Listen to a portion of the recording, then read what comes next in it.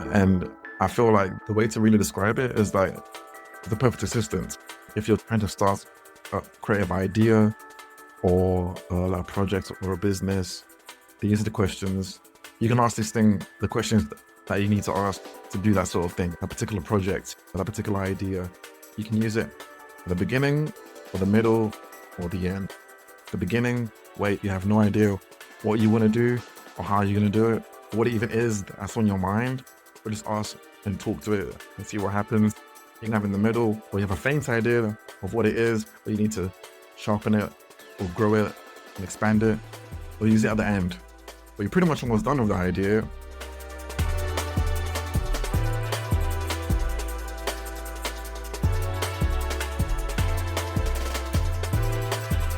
Welcome to the Daring Creativity Podcast, a show about daring to forever explore creativity that isn't about chasing shiny perfection. It's about showing up with all your doubts and imperfections and making them count. It's about becoming more of who you already are. My name is Radim Malinic. I'm a designer, author, and eternally curious human being.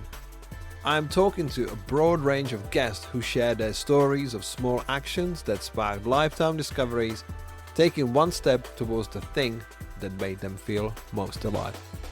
Let me begin this episode with a question. Are you ready to discover what happens when you dare to create?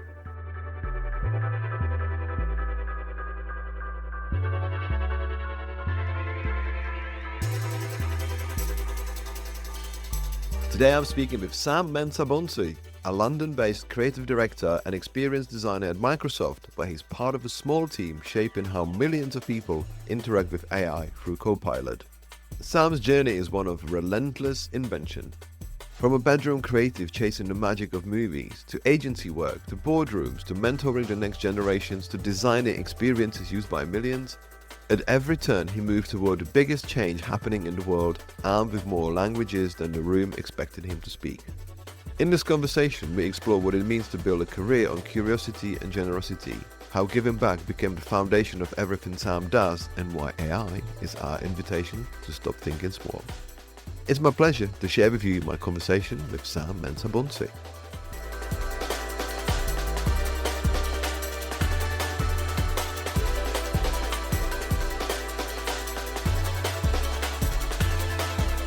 Hey Sam, it's great to see you. How are you doing? All good, Radim. How are you? I'm all right. I'm excited to learn how some of the biggest software companies use AI, where do you slot into in the process, and actually how did you even end up working on AI in one of the biggest software companies in the world? We're going to join the dots. We're going to go high and low, left and right, front and back to find out who is Sam. So for those who may have never heard of Mensah Bonsu, who are you? What do you do? How will you introduce yourself? Firstly, just honored to be on this platform. Big fan of daring creativity and just yourself in general as well. So looking forward to what we talk about today. Yeah, I think like, in a nutshell, Mensah Bonsu is just a creative that's trying to use creativity to improve the world in some way, essentially. So I started out very young and wide-eyed, trying to make very cool things. I was just always inspired by just the idea of visuals, from movies to music videos to anime. I just wanted to make cool things. Now, more developed, I want to make things that still look cool, but also have something like in terms of making a world better in some way, essentially. So using design and creativity to improve lives is what I'm into. You mentioned movies, you mentioned music videos. What sort of era are we talking about? What was inspiring you? So I'm born in 1990, slightly younger than you, just a little bit. So pretty much it was this case where it's like movies, from Arnold Schwarzenegger to Jean-Claude Van Damme to action movie, sci-fi, Fifth Element, The Matrix. I always go back to The Matrix as inspiration, foundation, just in terms of the ideas, the concepts, the visuals. It just always re-energizes me in terms of just creativity and what's possible. That's my North Star almost. It's my favorite movie. I've seen possibly like 100 times. That kind of era, essentially. And going into the 2000s, things like Dragon Ball Z, things like just anime, like in general, essentially, Spirited Away. These are my awakenings in terms of saying, yeah, I like that. I want to reproduce that. Like I want to be able to draw that and remake these things. That inspiration that it gave me, I wanted to make things that in turn then inspired other people, essentially. For a long time, I thought the greatest thing that you can do as a creative is to inspire someone to also make things as well. You want to make things that make people also want to make things. So for a long time, even before like I discovered the internet and all the blogs and DeviantArt and Behance and things like that, just making things that allowed other people to go, wow, I want to go make something as well now. That was my thing. So when I did discover the internet, that just took it to 1,000. I was inspired to create more things, and then that made other people want to create things as well. And that was circulation. That's what inspiration and creativity is about, just the give and take of the universe, just giving us things, and we make things and give it back. That's how I see the world, essentially. I'm interested that you improve the world and inspire others. It feels quite responsible, like a responsible creativity right from the start, because you tell me through all of these amazing movies, the 90s classics and the 2000s classics that have shaped so many lives. And those movies were there to entertain, and you are forming your sort of visual tapestry of these ideas and inspirations. But I'm thinking, was there any hindrance to the innocence that you were creating? Because I'm sure it was a lot more spirit free to what you're describing, but was there the initial seed of that visual responsibility of actually creating for others? Where did that come from? Where did that feeling of needing or wanting to inspire come from? The idea like of benevolence is that I thought someone made this.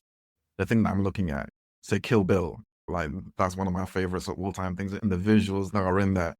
Someone made that, and I was like, oh, okay, I want to take that and make something that is almost like an homage to replicate it. That's what you do. You replicate, you pay homage to the thing that inspired you. So even from the beginning, my design philosophy, like our creative philosophy, has always been about homage, paying back, giving back, inspiring others. Because at the end of the day, it's an essence of free energy and free inspiration, essentially. So we take it and we make things and we give it back to the world, essentially. I don't know where it came from. That's a very good point to make. And I never really saw it like that until now. But absolutely, like even from the get-go, I've always been a case of giving back and understanding that it's not for me to hold on to. It's for me to make things where I can give back. And the goal is to try and inspire others. I can show people, I can give it out there. If it does, amazing, but maybe sometimes it doesn't. And even those times, that's okay as well. But the goal is to always make something that aims to inspire the next person. It's like domino effects, essentially. Yeah. I'll wheel out a question I haven't asked for a very long time. And that is, do you remember the very piece of creative work you actually made? So it was a case where I used to beg my brother to, because he was in college at the time, I used to beg him to go to the library and print out images of Dragon Ball Z so he can bring them home so I can draw them as well and just replicate. That would be the case of just asking him to go and print these cartoon characters out, and then they'll come home and I'll trace them and I'll draw them or I'll paint them as well, essentially. That was my sort of like introduction to creativity, essentially. And it was a case where I was copying. I was learning just how to do it. I was trying to be as good as the original, even though that's never the case, right? But that's how we start, just trying to do things. And even when I discovered Photoshop, like it'll be a case where like I'll try and replicate movie posters. I'll try and do my own take on them. I can duplicate them, So, okay, those guys in the big studios, they probably did it like this, right? They use that sort of layering effect or masking effect, and then they did it like that, and it's that. So a lot of the time it was just me paying homage to what I've already seen and duplicating it, but also learning as well at the same time, just how these things are done. Because there's a huge level of fascination that came with, it felt like magic. Like when you saw something incredible, like a nice film or a poster, it was magic to me. And a lot of time it still is, that people are able to make these things. I know we'll get to it, but that's the reason why I'm so infatuated with AI, basically, is that we're able to make magic just like this. These things are taking hours or days or weeks before. We can now do it like in a few minutes and a few dollars, but we can make some really cool things. And that level of magic, like, is always really inspiring me. And it's still in there. Like, it's still a key part of the creative process is magic. And I fondly remember those early days and what it meant to create and have the privilege and ability to create with tools, whether it be a printout or an Adobe Creative Suite or just the bare bones, being able to make something that like felt like the original thing that inspired you. Yeah, man, amazing times. Sam, I don't want to push back on what you just said, because you talk about so eloquently and so passionately about all of the craft that was going into Kill Bill, Matrix, all of the other movies. No one's ever mentioned Jean-Claude Van Damme or Schwarzenegger on this podcast yet. And then you said we use AI to make magic. And I'm like, none of those people used AI to make magic. That was blood, sweat, and tears. But we'll talk about AI because this is currently where you are at the forefront with Microsoft. But I'm looking at your CV and crikey, you've been anywhere. Like this is very beautifully linear and non-linear CV in a way, like with your sort of your creative history. And what makes me really pleased to see that you've been talking about the 90s music videos and visuals, and one of the first few jobs you had was for MTV and British Film Institute. So actually you've gone exactly the curiosity was taking you, am I right? We'll be back after a quick break. This episode is brought to you by Lux Coffee Co., the first creative specialty coffee company building a platform to shine the light on emerging global talent with a mission to make a positive impact on the creative industry and beyond. Lux Coffee Co. offers exceptional coffee sourced from around the world through ethical and sustainable practices, and you can discover the current range of signature blends and single origins, coffee hardware and accessories, along with exceptional apparel at luxcoffee.co.uk. You can use the code PODCAST to get 15% off your first order.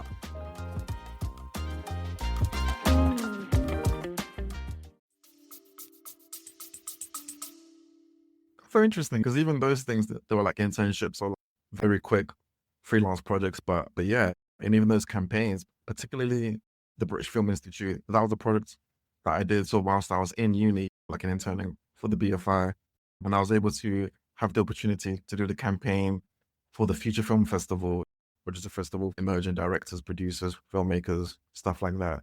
And the campaign's tagline that I created was to enter the magic of movies. Campaign that I did. So at the time, it was just me, like my friends. I had my SLR camera, and we were around London, and I literally just took posters of them jumping in the air. But the concept was that when they jumped, I'll take that image into Photoshop and I'll erase them. So like it'll only be their clothes that's remaining. So I'll erase their hands, erase their feet, erase their heads, and it'll just be the clothes. Because the concept was that they've been transported like into the magic of the film. When you're in the cinema or the theater, the film is so good that you feel like you're in the film. So you've left your body almost. So that was the campaign I made. And I was like maybe 19 at the time or something, or 18 at the time. And yeah, and they published it. So that was the first time I actually saw my art being on billboards, like in Waterloo, where the BFI is. It was a huge moment for me. And I was like, wow, I had this idea like in my bedroom, and now like, it's like a national campaign, basically. It was a good feeling. You know, even then, I was always like magic, because creativity, like film making, all this stuff is magic. I don't know if I explained as well, but my initial career direction is I wanted to be a director. Like, I wanted to make films. But the entry point for films and doing films, making films, was really hard. Like, you need to get funding, get the right big, enormous cameras or whatever, essentially. And the entry point was really difficult. Whereas for me to be a designer, like all I needed was my laptop and a cracked version of Photoshop, and I was able to begin making things. So I feel like for a lot of people, the entry point of difficulty based on availability and things like that. Because if things did go my way and I was able to get the resources I need to start making films the way I want to do, then I would be a director right now in doing that.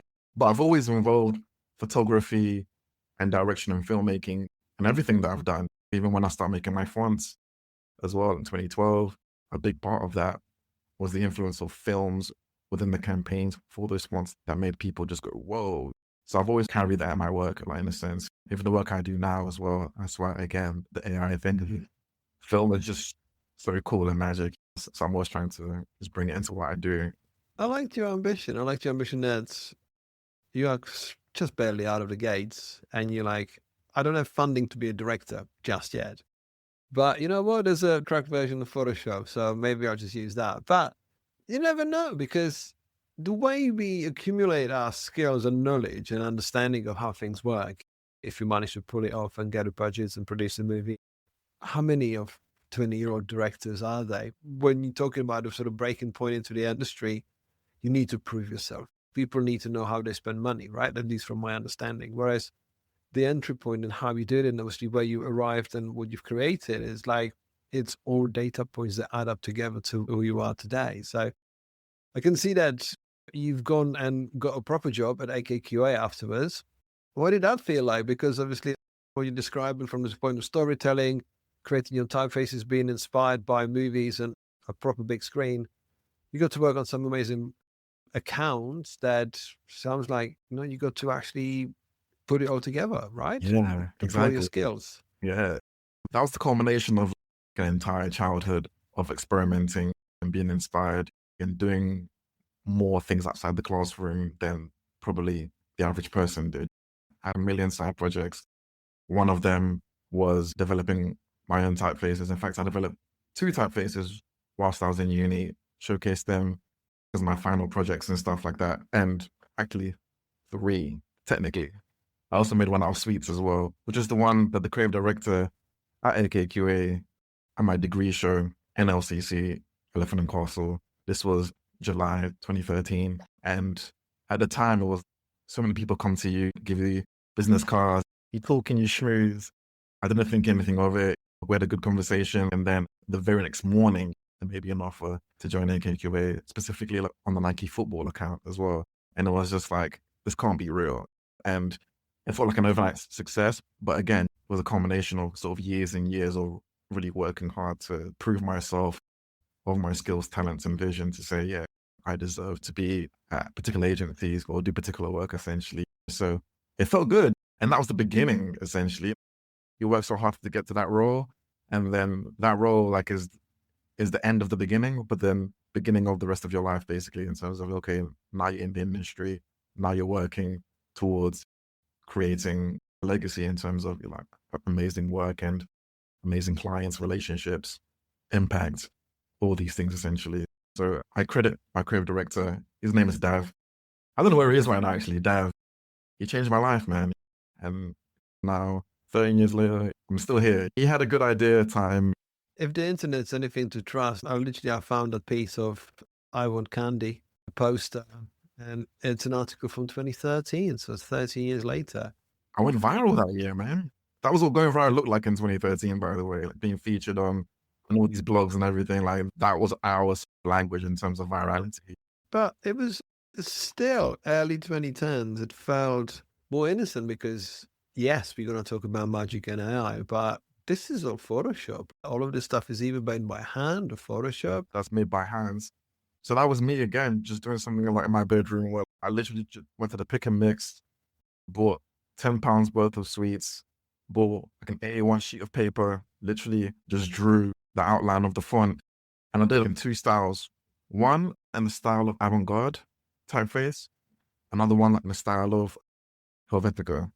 And the Helvetica one was the one that really took off, essentially. So I carefully arranged the sweets and the sprinkles, like on all the things, it was carefully arranged. Then I literally just got my SLR camera and a very sort of makeshift studio light, like in my bedroom, and took pictures of these, like manipulated them in Photoshop. And that was essentially very makeshift and very toil and sweat. Could be done in 10 seconds now in AI, but that was the reality. And it was so simple, but that was it. You know? It makes me think engines have been actually trained on that picture just to say, hey, what does sweets like look on it? But you're talking about a time where I can look back, cast my mind back and think like in Photoshop where we tried to do by hand, how many more physical things were present in our work. And then obviously the software got so much better recreating it digitally. So like, have you got an idea? In 5 seconds? Yes, here we go. But yeah, I think the other sort of important part of your experience learning was working for McKinsey, which is not what I would normally expect or know from a designer to find themselves. So it shows me the way the curiosity was going that has led you to where you are today. Yeah, absolutely. I think to really understand that, I need to go backwards. So I need to spend more time just explaining AKQA a little bit more. So AKQA, I was able to work on some of the most impressive brands in the world, from Nike to Google to Virgin. The list goes on, essentially. And I was really just infatuated with how these companies work and do their campaigns. and do their rollouts. Like I was fortunate enough to work on the campaign for the World Cup for Nike. I was fortunate enough to do the branding, like an identity for Virgin Sports, the now defunct sort of brand under the Virgin umbrella. And it was a very interesting process where it's like I understood just how things work at that level. Specifically, the course I studied at university was advertising. I've always been fascinated with advertising, where design and business meet, where creativity and business meet. So like in my youth, like my younger years, I used to believe the pinnacle of that was advertising. If you do a really good poster or like a really good commercial to sell a product or service or anything, that in turn makes a spike in business and therefore business is successful. So that was always my passion, to really see design and business be married at the top essentially. And yeah, for me, that was AKQA. And I was really just working towards that. And then at a certain point, I realized, oh, you learn more and you grasp more. And then you realize, actually, you know what? There's more to this. So even before my foray into McKinsey was my foray into product design. So leaving alone the art direction and visual design and drifting more into product designs. So UX and UI. This was at a time where mid-2010, so 2015, 2016, 2017, where the product design / UX UI sort of industry was really blowing up, really becoming like a real thing. We saw the emergence of tools like, say, Sketch, and it became a reality. So again, it's about the entry point. It's about the availability and the way to get into things essentially. So one of my final projects at AKQA was like a UX UI project for the BBC, for David Attenborough specifically. It was an app that was an archive of all of Attenborough's sort of work at the time. So literally decades and decades of footage and archives sorted into one place where people can go see it. Essentially, that got me really engaged and intrigued and pretty much in love with UX UI, developing products. Because even then, before that, I worked on some Nike apps, some concepts as well that never really got anywhere. Bear in mind, the reason why AKQA was who they were was because of the Nike apps they developed and the web experiences and stuff like that, that really took over. I was a real catalyst in terms of that sort of era, in terms of smartphones, the running app they made.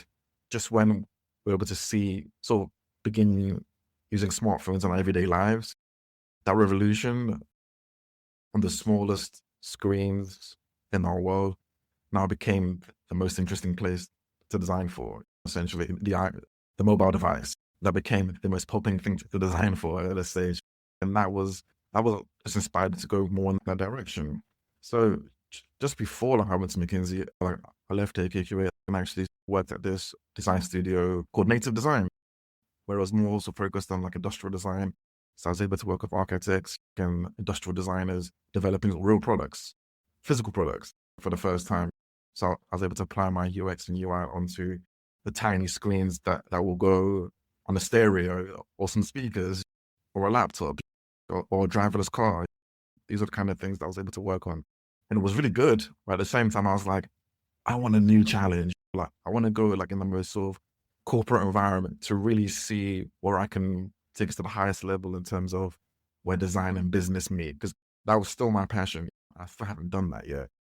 And the opportunity in McKinsey came knocking at the door.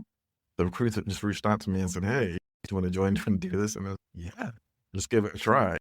Let's see where it goes. And boy, was it a journey.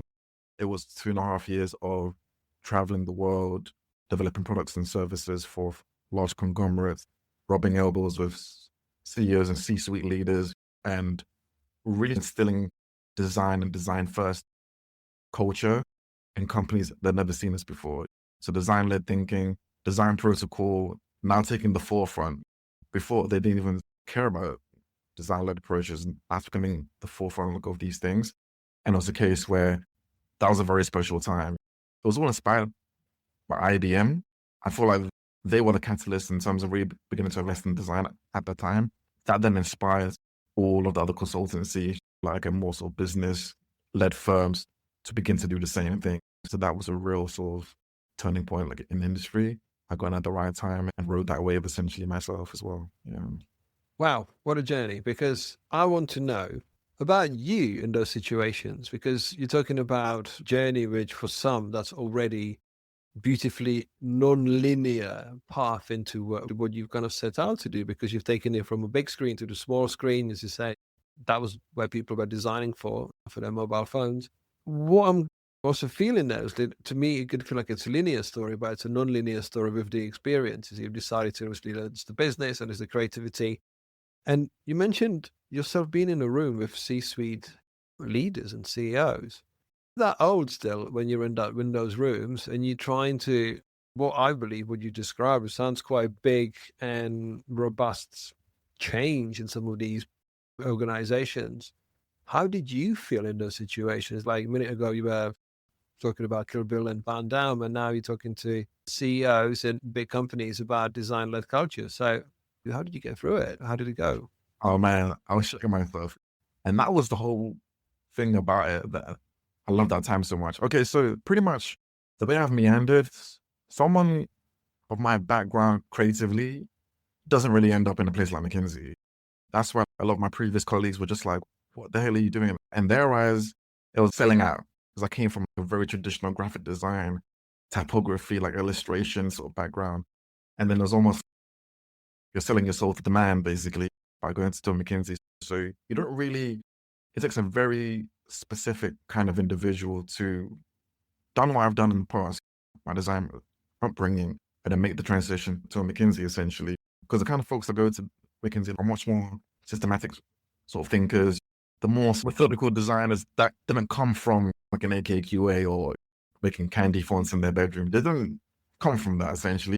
It just showed the type of mentality I've always had in terms of being that bridge and still being that connector to understand, oh, this is where design and business, design and commerce meet at the highest level. And these are the steps to take and to understand that, okay, yeah, like it means you need to speak many languages, the language that I've been speaking for the past decade of my life at the time, and then learn these new languages around, say, strategy or corporateness, methodologies, and these things. And I had to learn these things and become so equipped and so believable and efficient in it that they believe that I've always been this way, but I hadn't. It's something that was learned and taught, essentially. So when I find myself in these rooms, one of my bosses at the time, he made me realize that you're not here to fit in. You're here to stand out purposefully. Your power in a company like this isn't how you stand out. Because at the time, I used to come to work wearing like everyone else, basically. And it felt good to wear a suit to work. It was like, that's not you. And you don't need to do that. And your power is not in that. Your power has been able to be who you are, but still communicate value and impact the way you can to these other folks that wear suits and ties every day. And when I began to understand that, I felt a lot more comfortable in those rooms with the C-suite leaders. Because at the end of the day, all we're communicating is value and impact. And you can have all the suits, all the fancy numbers, and jargon and elaboration. But if you're not saying anything that really drives impact, like in direction, you're not saying anything relevant, essentially. So that became my new language, essentially, an impact and value. And if I was able to communicate those things, I could wear beach shorts and sandals and Crocs, and I could still do that, essentially. But it was a real rigorous time of sharpening and learning. And I was sweating all these things every single meeting. And it's, what's going to happen today? You never know what's going to happen. Every day was a new movie. And you never really know just how it was going to play out. But thankful for how it shaped me, molded me in terms of being the thinker, like an ideas person that I am today. That means that my arsenal is so solid, like I'm robust and strong in terms of being able to speak various creative languages, not just one or two or three, but that's how it sharpened my outlook. I like what you used, the term of speaking different creative languages, because the graphic designers that were telling you that you were selling out are barely speaking one language of graphic design. And it's about being versatile, because ultimately where all of this got you, which is now you work for Microsoft in the AI team, it wouldn't have been if it wasn't for any of these previous steps. You have picked up all of these snippets, all of these pieces together, you glue them together and become who you are now. So before we get there, I think it might be appropriate to talk about what you did, what you started around 2015, because you created Youth Worldwide. It's a global creative outfit that is dedicated to showcasing emerging creative talent. And when you started at the beginning with the words inspire and improve, that feels like a natural side project that I feel like it's fitting with the narrative of where you got today on that mission. So where did it come from, Youth Worldwide? Yeah. So that was a case where like I'm at the time, I'd been at say AKQA for 2 years. I feel like I made it. Like, I feel like I was a rock star. We were working on the coolest projects, with the coolest clients. And there's a part of me that felt like I wanted to give back in some way to take on younger creatives, like mentor them, to show them just the creative ideas I had and to work on particular projects together, essentially. Because I felt, okay, I'm at the top of the mountain. Let me see if I can bring people up with me. That was essentially the emotion. Again, going back to the whole sort of inspiration, giving it back, paying it forward. That's always just been on my DNA, essentially. That was truly just inspired by me surrounding myself, opening up myself to work with and collaborate with younger creatives to do really ambitious projects and showcase their work, from developing a clothing label to doing architectural foundations for homes in Africa, essentially. And so many very ambitious things that I was doing with very, not unqualified people, but very young people that wanted to do this as their careers, essentially. So working with young architects, like young tailors, young videographers, animators, and not giving them the foundation and the space to create work, give them budgets to produce work, to give them the things I didn't really have when I was coming up, essentially, to do all these things, to showcase their work at exhibitions. So like I put up the money to showcase the work in these venues so people can see, they can have that feeling of what it felt like to have their work be seen by hundreds, and to pay it forward in that way, essentially.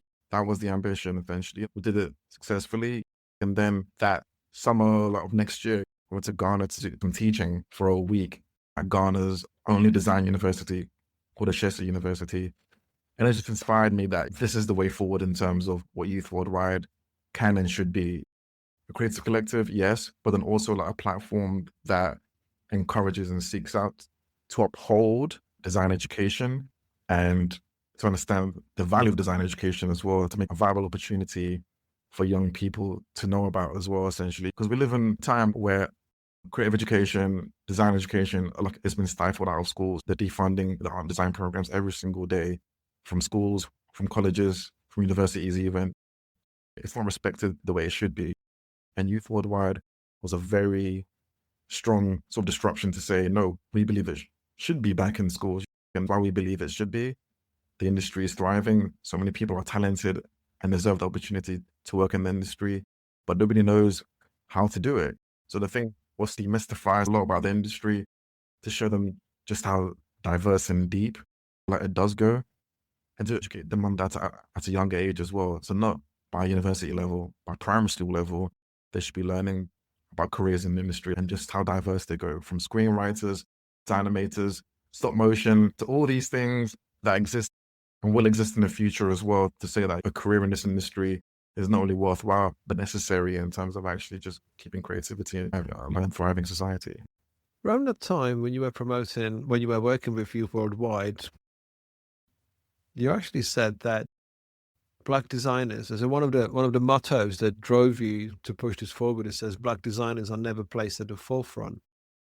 How did you find it as a person of color in what is, let's be honest, predominantly white industry? You said you were on the top of the mountain because you were pushing, you were striving, you were what you were achieving. But how did it feel for you to fit in, to belong? What did it feel like? Because I can see from your philosophy and from your strive to inspire and to empower and to uplift others, that's great. But it's sometimes being the first one to do it, or one of the first ones to do it, or pushing for the others to do it, it's a lot heavier than for anybody else. So how was it for you? That's a great way to put it. For me, like, it felt just natural. It felt like this is my duty and what I should be doing, because I just hoped and prayed that if I ever got to that position in the first place, this is what like I'm going to do. Because when I was at my level, when I was younger, there wasn't that person to look at to help me. And this is where I'm really going to tell a story of a mutual friend of ours called Dines. Dines was one of the first Black people that I saw like in the UK, that was where I wanted to be. Dines is the founder of Studio Blub, one of the leadings of independent studios and agencies in the UK. And that was the only example. Even to this day, I think, like, specifically in the world of graphic design, visual design, it's still the only example that I've seen, that benchmark of someone that's been able to penetrate and be accepted in that sort of community and industry, like in that way, essentially. He was the first, not me. So if anything, that question should be asked him eventually. And it's like, how the hell did he feel like? But again, I feel like the way that he mentored took me under his wing is what I wanted to do for many others that came after me as well, essentially, in terms of the impact that they can make as well, essentially. If we just put some energy and some belief into these young creatives as well. When I use the words underrepresented, I was speaking to people that look like me from places I'm from as well, essentially, like specifically working towards showcasing them and their skills and talents to a broader range. I believe one of the young designers that were working with at the time was 15 years old. And the work that they did with us meant that they got a scholarship to college, to university, stuff like that as well. So it meant that we were doing something right. Again, there was something there that just felt right as well in terms of this is what we should be doing and this is the direction that we should be moving in, essentially. My only thing was just that I got to an age where I got a mortgage and therefore like I had to be very cautious of money in terms of just how much I was splurging on everyone. And then it wasn't really the same after that, but I still just remember the impact that was made like in those few years where I was able to just give them everything that they needed and where their careers are now and the cohorts that happened after that in terms of the other young people I've been able to work with as well. I know the impact of taking them under your wing and really supporting them and seeing them flourish, essentially. Now that's evolved into my new platform, Create Supply, where again, it's more a case of teaching the hustle, showcasing the hustle, giving those gems of knowledge and information that allows for folks to fulfill the creative destiny. But ultimately, yeah, again, like it's always based in giving back and educating and uplifting and encouraging folks to tap into their talent, tap into their gift, to go for greatness. When you talk about creative supply, you got this quote which says, "My cheat code is simply to always remember that it's about serving others. How can I give more value, create more opportunities, and serve humanity in the best way?" It's what, I mean, you are at that stage for a very long time that some of us get in the season 3 or chapter 3, because it's first it's about me, as in when you egoistic sort of designer. And then it's about, okay, I'm here for the company. What can we do for us? And then you go, okay, what is the we, not the royal we, but like the society. What can I do for the other? Outside the working environment, more like on the level of society. And I feel like you're doing a lot for others. What I was doing for you at that time, because you mentioned obviously the contact from AKQA that changed your life, obviously set you on a path. But do you have a person in your life that is actually there for you and pushing you and helping you? Yeah, one of my best friends since college days, he's been the one that's been pushing me as well. And of course, my wife as well. Those are probably the only 2 people that really know everything and have been with me like on every step of the journey and really understand just how my brain works in terms of just what things I want to make, like where I want to go in my career as well. But what's funny is that like, I never really think about just what others can do for me, basically, because I thought maybe it's my personality. Like I'm always like a very transactional. I'm a very transactional in terms of I can prove my value if you give me the opportunity. That was always just what I wanted to do. Like even back when I was in uni and I got the opportunity to do an internship for Gilbert and George, the famous British fine artists, and I was living in their studio in Shoreditch. That job was given to me by my typography teacher in uni, and by me just going up to him and saying, "Hey, what else can I do like outside of class? I can help you." I don't know, because I felt like so much information and knowledge that he gave me, like I wanted to pay him back in some way, because again, from my brain work, essentially, what value can I bring, essentially? And he said, "Look, I used to intern for Gilbert and George when I was your age. Do you want to intern for them as well? At the time, I had no idea like who they were, and I was like, yeah, of course, let's do it. And that was again like a really big milestone in terms of like being in the industry, like working for these artistic legends. But again, just proving my value and impact and proving why I deserve to be here. I can be here. You should use my skills and my mind to improve what you're doing essentially.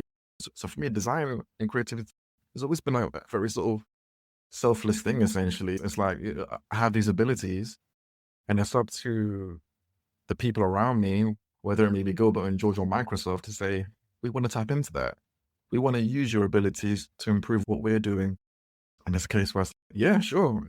If the price is right, then absolutely tap into me, like, and use me, whether it's McKinsey, like, or Nike or whatever. And that's my thing as creatives as well, essentially, is that we're just vessels that companies and firms they tap into for our style and our flair. You've had a very specific artistic style, Radhim, and like I've tapped into that. I've seen the value you've been able to make, like even you developing your books as well. Again, showcasing that value like in book format, which inspired me a great deal to start writing or thinking about things beyond just being a designer, essentially. That was a start to thinking bigger in terms of, okay, we as designers, our voice can't just begin and end in Behance. There's more we can do. There's other ways we can inspire folks and make an impact, go direct to consumer like in different ways, like and really sort of share that impact and learning. And that's always been my idea, is how more can we reach people and how more can we be that vessel, which is the reason why I've always wanted to work for the biggest company in the world. I don't know how, but I knew one day it's going to happen. It was just eventually the time's going to happen because I wanted to be, I think you mentioned this as well, and it's something that I say, I always want to be at the forefront of where the greatest change is happening. So at the time, in AKQA, the Nike running app, biggest thing in the world at the time. Then the McKinsey, design and business, was changing the world in so many ways. Then the Microsoft, the way that I went to Microsoft was because they acquired a startup called Flipgrid that was teaching sort of learning app at the time during the pandemic. That's when I joined during the pandemic. This particular app blew up because of the fact that remote learning, teaching was the go-to thing that time, that summer. And they got like an insane influx of users and they needed some new designers to go and work on that. So I worked on the camera and the actual main experience of the particular app itself. And then afterwards, like I then sort of transitioned into like other parts of Microsoft as well before landing like in the AI department 2 years ago.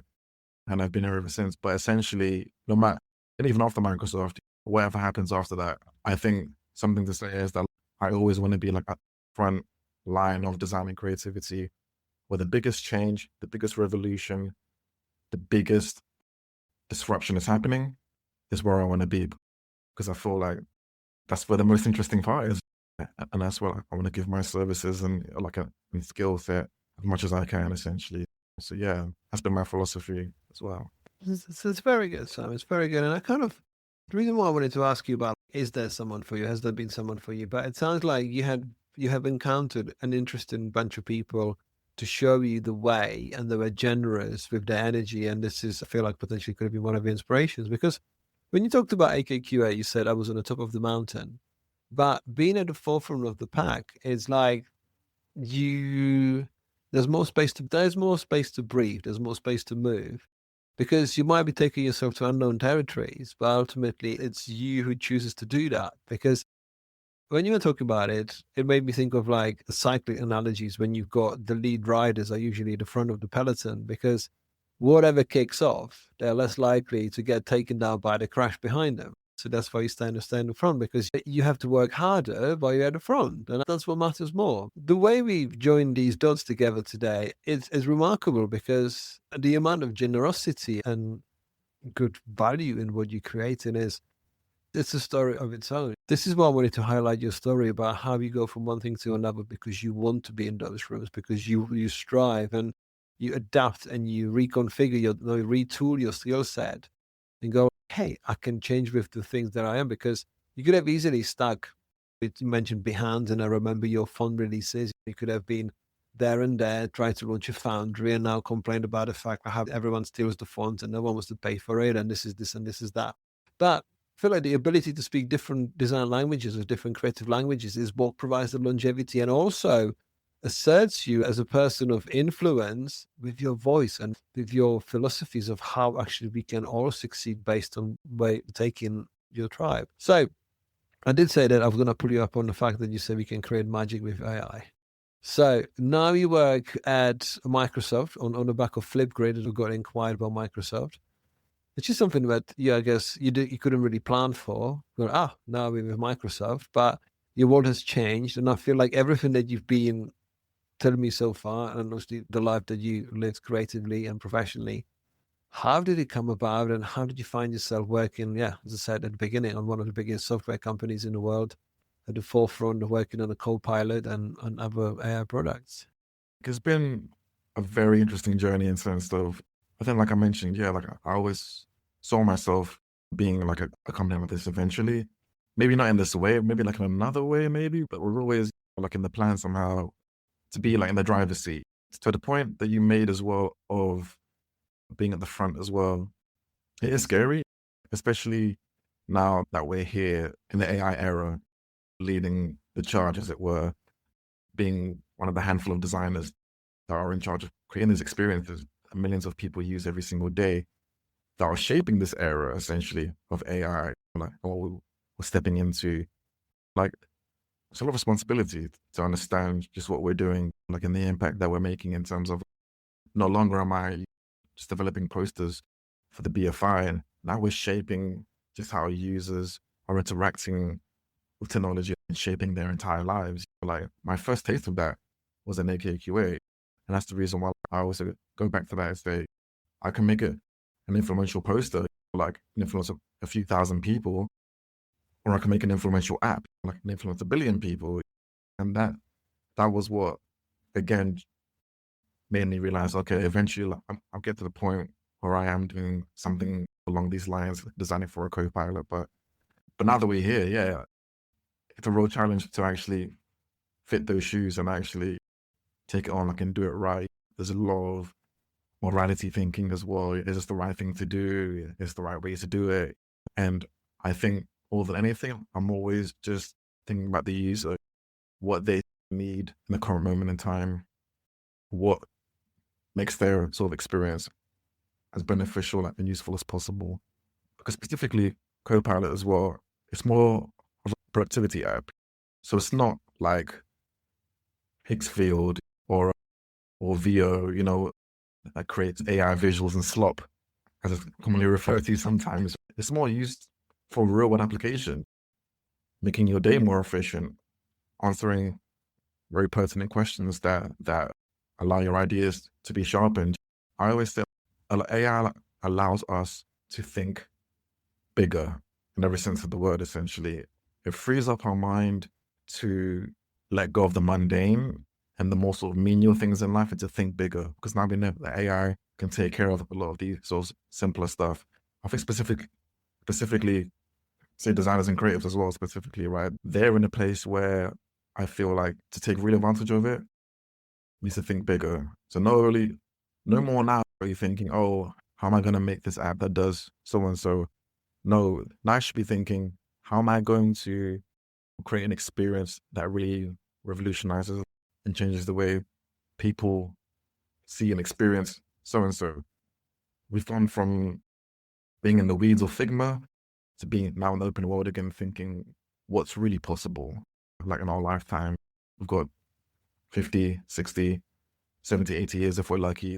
What can we do to really make a change? And I feel like AI has leveled the playing field in terms of making us being able to answer those questions, to dig deeper, to become more streamlined in thought and thinking, to do things faster, essentially, that allows us to think bigger in general. Understanding that potential and designing for that experience is really what excites me. Is it scary and daunting still? Of course, but at the same time, having that privilege that allows people to really open up and really see the possibility of existence is what excites me to do what I do. We need people to think bigger. And that's very subjective because some people are scared to think, even medium size and bigger. Obviously, I agree with you, but it's one of these things. Okay, how do you do that? Because you said it provides lots of answers to questions. And again, we're at that phase where we always will be. Some people will be asking every question. Some people will be scared to ask any question.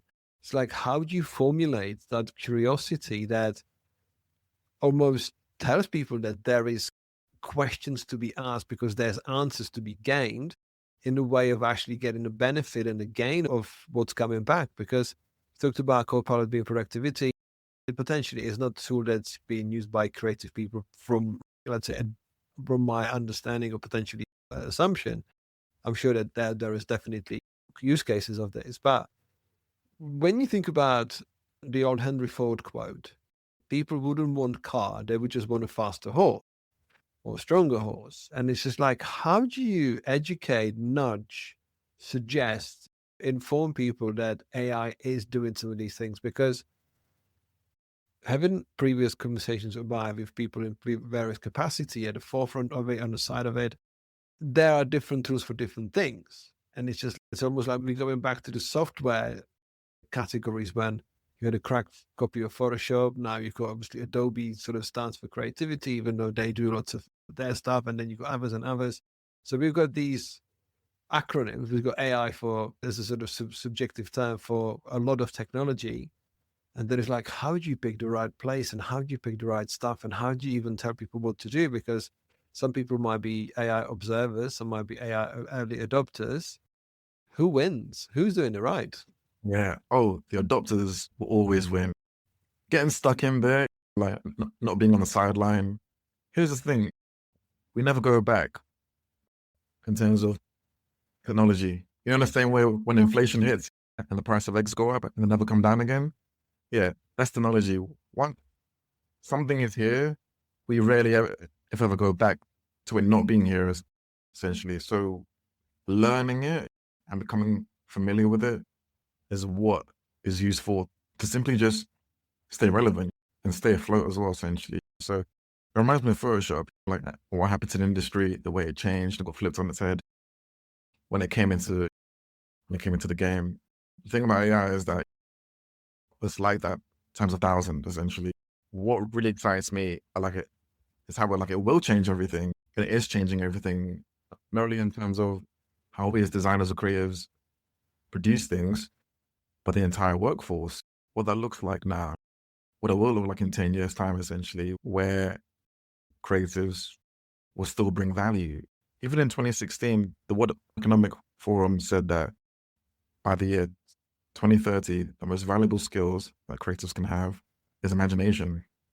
Imagination and creativity to make things out of nothing. It's 2016, by the way. Before the AI era was upon us, they were saying this. I still believe it stands in terms of our value as still being able to wield these tools around us and be imaginative and creative. But the point you made as well as to how we coach and coax and guide users to be more imaginative, to open up, that's something that we try and do every day, essentially. Like in terms of the right way to use the app, the right way to ask certain questions. And I feel like the way to really describe it is like the perfect assistant. If you're trying to start a creative idea or a project or a business, these are the questions. You can ask the questions that you need to ask to do that sort of thing, a particular project, that particular idea. You can use it at the beginning or the middle or the end. The beginning, where you have no idea what you want to do or how you're going to do it, or what it even is that's on your mind, or just ask and talk to it and see what happens. You can have in the middle, where you have a faint idea of what it is, but you need to sharpen it or grow it and expand it, or use it at the end, where you're pretty much almost done with the idea. We need to tighten it up, package it, present it, correct all the small mistakes that I might have, essentially. Whatever it may be, whether it's a book or a film or a business project or anything, that is the tool that you're using now that saves you so much time just wondering. That has always been my sort of pitfall, is that I spend so much time just thinking. I still what to do and how to do it. And I'll save all that time and give it to AI essentially. And I say, okay, this is how you can do it. It's not the definitive way to do it. This is how you can do it like that. And that itself just plays so much of a part, like in me visualizing what success looks like, because I can see the step-by-step process to actually achieving something. And it may not always work, but at least now I'm on the road to making things, to producing things, to making action. That's the main thing that I feel like AI has given us creators, is that bridging the gap of action, of thought and action. That gap being information and data. That's what we have now. We have that information now. That bridge of thinking and action is now being decreased or completely eradicated even. Now we can go straight from thought to AI to raw action, and therefore get creative ideas out faster and easier. And that in turn allows us to think bigger, like to think about more things that we can do with it as well, because now the mundane things are done and we can do much more exciting things with it too. It's very true what you're saying. I appreciate your view on all of this because, yeah, some of the things could challenge is I was spending too much time thinking about thinking, and now sometimes having time to think feels like it's the biggest privilege of life because that's where the imagination comes to life. But thank you for sharing your journey with me today. It's something that I wanted to highlight in the series just to show like how you've created your career, standing on the top of the mountain for most of it because you wanted to be there, because you actually got yourself there. So thank you so much. I found it fascinating. And I look forward to our next conversation whenever that happens in the future. Yeah, absolutely. I'm very honored for the time and for the platform. And yeah, it was a pleasure talking to you, Radim. You're welcome. Thank you. Cheers.